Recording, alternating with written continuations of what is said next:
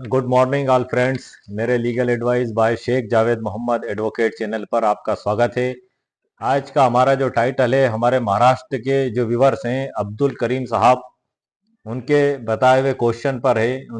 जो उन्होंने मुझसे सवाल पूछा था कि मुस्लिम विधि में बंटवारे पर दावा पेश करना है, वकील साहब इसके बारे में जानकारी देवें। बंटवारे का ड्राफ्ट आपसे बनवाना है, इसके बारे में जानकारी देवें। दावा लगाना है पिता की जमीन में बहन को हिस्सा नहीं दे रहे हैं। ये हमारे अब्दुल करीम साहब हैं महाराष्ट्र के। इन्होंने कई कमेंट्स करके मुझसे इस बारे में सवाल भी पूछा और काफ़ी जानकारी भी चाहिए।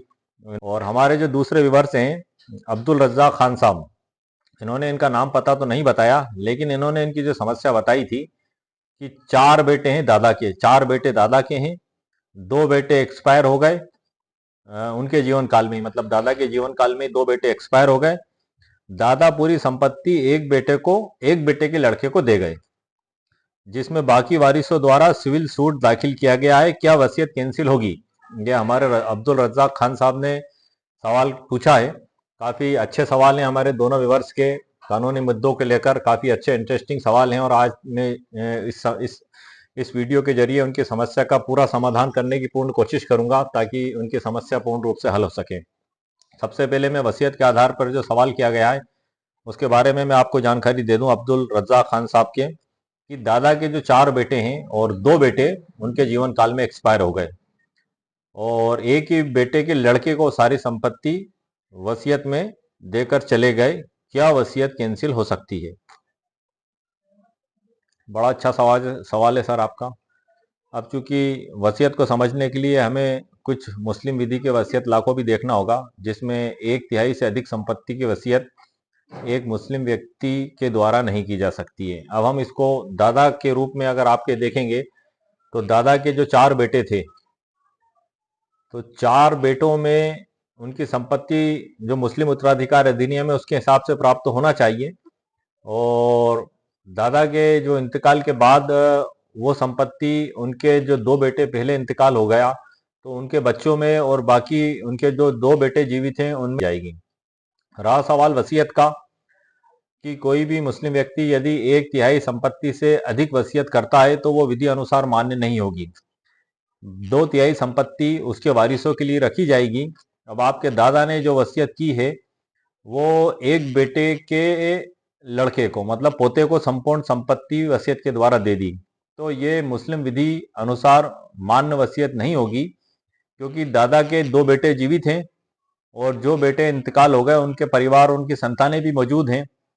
तो ऐसी स्थिति में वो संपत्ति यदि आपके संपूर्ण भाइयों के द्वारा, मतलब आपके जो पिता के जो बेटे हैं और उनके जो इंतकाल हो चुका उनकी संतानें, परिवार, उनके द्वारा यदि इस वसीयत को सहमति दे दी जाती, तो ये वसीयत विधि अनुसार मान्य हो सकती थी। लेकिन चूंकि आपने इसको कोर्ट में चुनौती दी है और चुनौती देने के बाद आपने दावा भी, सिविल सूट भी पेश किया है, तो मुस्लिम विधि के तहत सर मैं आपको जानकारी देना चाहता हूं कि 1/3 से अधिक संपत्ति कोई भी मुस्लिम व्यक्ति के द्वारा वसीयत नहीं की जा सकती। और यदि वसीयत की जाती है तो वसीयत विधि अनुसार शून्य होगी, उसकी कोई कानूनी मान्यता नहीं होगी और उससे कोई मालकाना हक प्राप्त नहीं होगा। इस पे मैंने मेरे चैनल पर तकरीबन 5-6 वीडियो अपलोड किए हैं कि मुस्लिम विधि में 1/3 वसीयत क्यों, क्या एक मुस्लिम व्यक्ति 1/3 से अधिक संपत्ति की वसीयत कर सकता है आदि में मैंने डिटेल में जानकारी भी प्रदान की है। आप मेरे चैनल पर वो वीडियो अपलोड है, आप उन्हें देख भी सकते हैं। लेकिन आपका जो सवाल है उसका सर मैं जवाब ये देना चाहूंगा, जहां तक कि मेरा अध्ययन और मेरा एनालिसिस ये कहता है कि 1/3 से अधिक संपत्ति की वसीयत नहीं की जा सकती, और यदि 1/3 से अधिक संपत्ति की वसीयत की जाती है तो दूसरे वारिसों को उस पर सहमति देना आवश्यक होता है। यदि वो सहमति नहीं देते हैं तो ऐसी वसीयत विधि अनुसार शून्य होती है। आपके दादा ने जो वसीयत की संपूर्ण संपत्ति की है, उसमें उनके बेटों के द्वारा कोई सहमति प्रदान नहीं की गई है, इसलिए ऐसी संपत्ति विधि अनुसार मान्य नहीं होगी। तो ये सर मैंने आपके सवाल का जवाब पूर्णतः दे दिया है, और उम्मीद है आपको आपकी समस्या का समाधान भी हो गया होगा।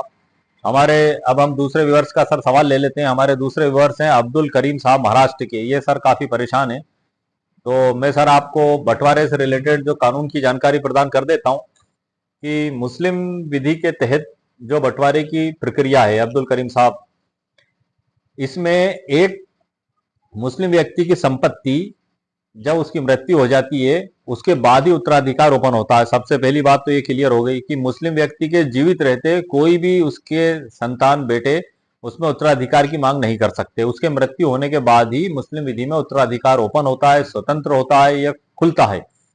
मतलब जैसे ही वो व्यक्ति मरा वैसे ही सभी वारिस उसमें उत्तराधिकारी के अधिकारी हो जाते हैं। अब उत्तराधिकार का अधिकार क्या होगा मुस्लिम विधि के तहत, ये सबसे बड़ी महत्वपूर्ण बात है। इसमें ये बताया गया है मुस्लिम विधि में कि जो व्यक्ति मरा है, जिसका इंतकाल हुआ है, तो उसकी संपत्ति को उसके बेटे और बेटी और पत्नी यदि जीवित है तो उसमें विभाजित किया जाएगा। क्योंकि अब्दुल करीम साहब आपने मेरे को यह नहीं बताया है कहीं भी कि आप में कितने लोगों में बंटवारा होना है, किस प्रकार से संख्या उनकी, बेटे बेटियां कितने हैं, पत्नियां कितनी हैं, माता पिता संतान कितनी है, क्या माता पिता जीवित हैं, आपने कुछ भी नहीं बताया है। आपने बार बार मुझसे सवाल किया था तो मैं अब आपको एक जनरल जवाब दे रहा हूं जिससे आपकी समस्या का समाधान हो जाएगा। तो मुस्लिम विधि में सर नंबर 1 है कि जो बेटा है वो बेटी से दूनी संपत्ति प्राप्त करेगा। उदाहरण के तौर पे यदि एक बेटे को 2 बीघा जमीन मिलती है तो बेटी को 1 बीघा जमीन प्राप्त होगी।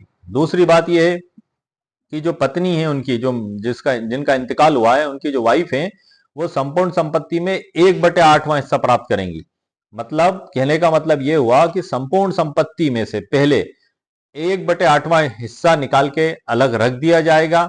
उसके बाद जो बाकी की संपत्ति बचेगी वो उनके बेटे और बेटियों में विभाजित की जाएगी। बेटे और बेटियों में विभाजित किस प्रकार से की जाएगी, तो इसमें एक मैंने बड़ा ही आसान और सरल फार्मूला निकाला है सर आपके लिए, जो ऑल इंडिया के मुस्लिम्स के लिए मैंने तैयार किया है। वो फार्मूला ओनली भारत में ही नहीं, ऑल वर्ल्ड के मुस्लिम्स पे लागू होगा वो, और वो उससे लाभ भी प्राप्त कर सकेंगे।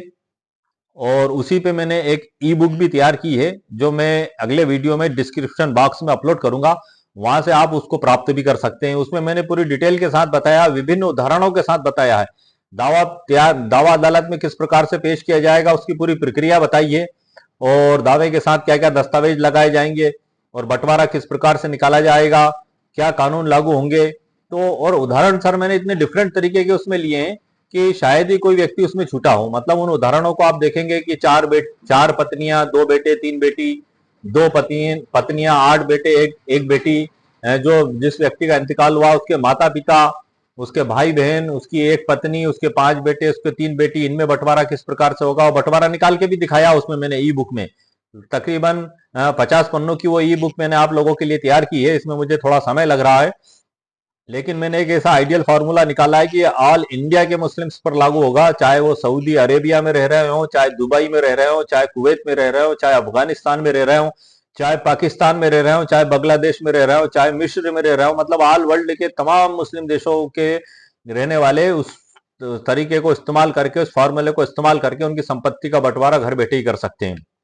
इसका सबसे बड़ा कारण यह है कि जो मुस्लिम विधि में अब्दुल करीम साहब जो बंटवारे के बारे में बताया गया है वो कुरान और हदीसों के द्वारा तैयार किया गया है।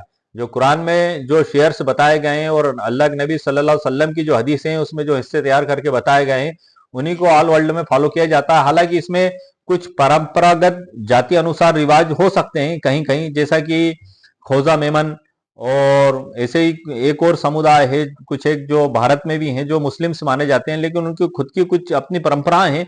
जैसे कि उनकी परंपरा एक वसीयत से रिलेटेड है कि वो संपूर्ण संपत्ति की वसीयत कर सकते हैं, तो वो उनकी परंपरा इतनी पुरानी हो चुकी है कि वो कानून का रूप ले चुकी है, तो उसे अपवाद बताया गया है। और मुस्लिम विधि में भी इसको अपवाद के रूप में शामिल किया गया है। मैंने एक पिछले वीडियो को इस पे स्पेशल बनाया था कि एक मुस्लिम व्यक्ति क्या 1/3 से अधिक संपत्ति की वसीयत कर सकता है, तो कर सकता है। उन अपवादों में एक अपवाद ये भी है। तो हालांकि यदि कोई उसका उत्तराधिकारी नहीं है, या फिर वो किसी विशेष संप्रदाय से जहां उसकी पारंपरिक प्रथा लागू है, तो इस प्रकार या उसके सभी उत्तराधिकारियों ने सहमति दे दी है, तो इस प्रकार से कुल 5 जो आधार मैंने बताए मेरे उस वीडियो में आप देख सकते हैं, मेरे चैनल पर अपलोड है। तो यदि वो परिस्थिति बनती है तो एक थोड़ा सा अलग डिफरेंस मैटर हो सकता है। बाकी ऑल वर्ल्ड के समस्त मुस्लिमों के लिए मैंने एक आइडियल फार्मूला निकाला है, बहुत जल्द वीडियो के साथ मैं उसको अपलोड भी करूंगा। और मेरे कई व्यूअर्स ने मुझसे ये भी कहा था कि सर हमें आप रिटर्न में दें, लिखित में दें, तो आप सभी लोगों के लिए मैंने आपकी समस्या का समाधान निकाल लिया है सर। और उसके लिए मैंने अमेजोन का प्लेटफॉर्म चुना है, वहां पे मैं ई बुक तैयार करके डिस्क्रिप्शन बॉक्स में मेरे यूट्यूब के वीडियो के नीचे अपलोड करता हूं, वहां से आप उसे परचेज भी कर सकते हैं। मतलब मैंने एक नाम मात्र की उसकी कीमत रखी है 99 रुपीज। मेरा इसमें मकसद कोई पैसा कमाना नहीं है सर। मैं सारी जानकारी तो आपको वीडियो में दे ही देता हूँ।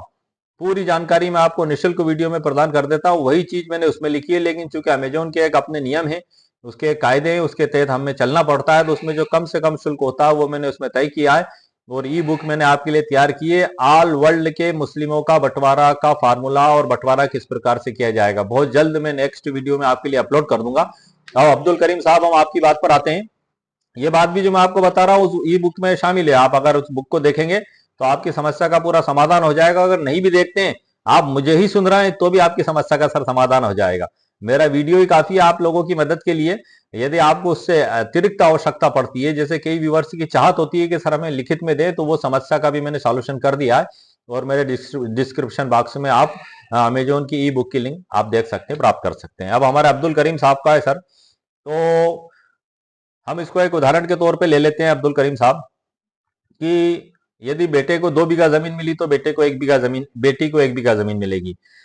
और जो उनकी वाइफ है वो जीवित हैं, तो संपूर्ण संपत्ति में से पहला उनका 1/8 हिस्सा निकालकर अलग रख दिया जाएगा, और बाकी का जो बाकी हिस्सा बचेगा वो उनके बेटे और बेटियों में विभाजित किया जाएगा बराबर। वो जो मुस्लिम कानून का फार्मूला, वो फार्मूला का मैं एक उदाहरण के तौर पे आपको बता देता हूं कि 2 गुणित आपको संख्या छोड़ना है, या भाइयों का स्थान लिखा जाएगा। मतलब 5 भाई हैं तो 2 गुणित 5 हो जाएगा, फिर प्लस का चिन्ह लगाना है। और 1 गुणित जितनी भी बहनें लिखी जाएंगी, जैसे 3 बहनें हैं, क्योंकि बहन 1 इसलिए लिखेंगे क्योंकि बहन का एक हिस्सा होता है, भाई का 2 हिस्सा होता है। जब आप इन दोनों को गुणा करेंगे, जैसे 2 गुणित 3 मतलब 3 भाई, तो 6 हो गया। प्लस 1 गुणित 3 मतलब 3 बहनें हो गई तो 3 हो गया। तो इधर 6 हो गया और इधर 3 हो गया, तो 6 3 9 हो गया। तो ये 9 हिस्सा हो गया सर आपका। अब इस 9वां हिस्सा को आपको, जो उनकी वाइफ का हिस्सा निकालने के बाद जो संपत्ति शेष बची है, उसमें इस 9वें हिस्से का आपको भाग लगाना है। तो जो हिस्सा आएगा वो हिस्सा आप उसको नोट कर लें। अब उस हिस्से में 2 का आपको गुणा करना है, क्योंकि भाई का 2 गुना हिस्सा होगा। 2 भाई हैं तो उनका हिस्सा आप निकाल कर अलग अलग रख दें। तो बाकी की संपत्ति जो बचेगी, आप पाएंगे कि वो सभी बहनों की रहेगी, और आप जब हिसाब मिलाकर निकालेंगे तो वो उनकी आधी ही रहेगी।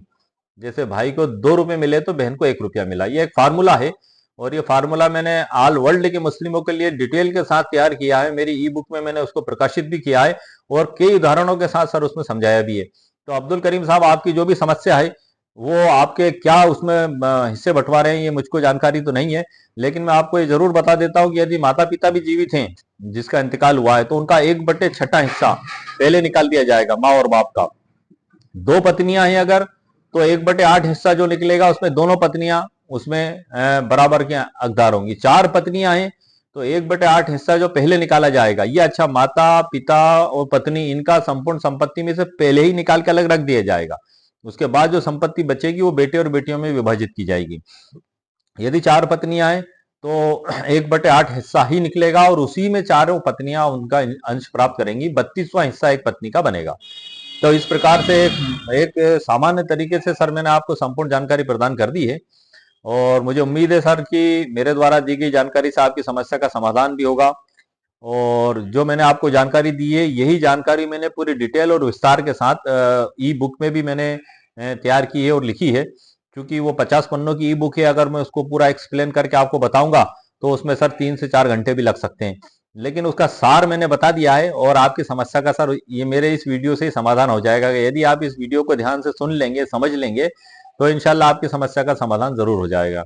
और रहा सवाल अब्दुल करीम साहब आपकी समस्या का, तो मैंने जो आपको बताया है, आप इस तरीके से आप हिस्सा बंटवारा निकाल सकते हैं। मैं आपको एक बात और बता देता हूँ कि मुस्लिम विधि बड़ी आसान विधि है, और इसमें बड़े आसान तरीके से हर चीज को समझाया गया है, बताया गया है।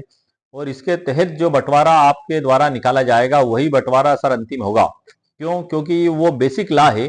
यदि कोई फर्जी वाड़ा करता है, धोखेबाजी करता है, फ्रॉड करता है, तो वो अदालत में चाहे कितना ही मुकदमा लगा दे, कितनी मुकदमेबाजी कर ले, वो बहनों का हिस्सा नहीं ले, हड़प नहीं सकता। क्यों? क्योंकि इस्लाम में मेराज करके और बहनों का हिस्सा अलग से ही बता दिया गया है, और वो देना है, जरूर देना है आपको। ऐसा नहीं है कि आप उसको खा जाएं और रख लें, वो उनका हक है, वो उनको उनको बिल्कुल प्राप्त होगा। और वो हर व्यक्ति की जिम्मेदारी है। और अगर कोई व्यक्ति बेईमानी करता है तो कुछ समय वो अदालत में जूते घिस लेगा, परेशान हो जाएगा, पैसे खर्चा कर लेगा, लेकिन आखिरी में उसको हारना है सर।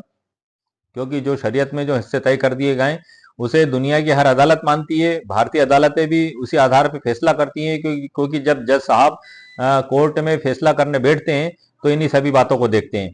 तो मेरे को उम्मीद है सर आपको मेरा वीडियो पसंद आया होगा। मेरे वीडियो को सर आप लाइक भी करें, शेयर भी करें, सब्सक्राइब भी करें। ओके, शुक्रिया, थैंक यू सर।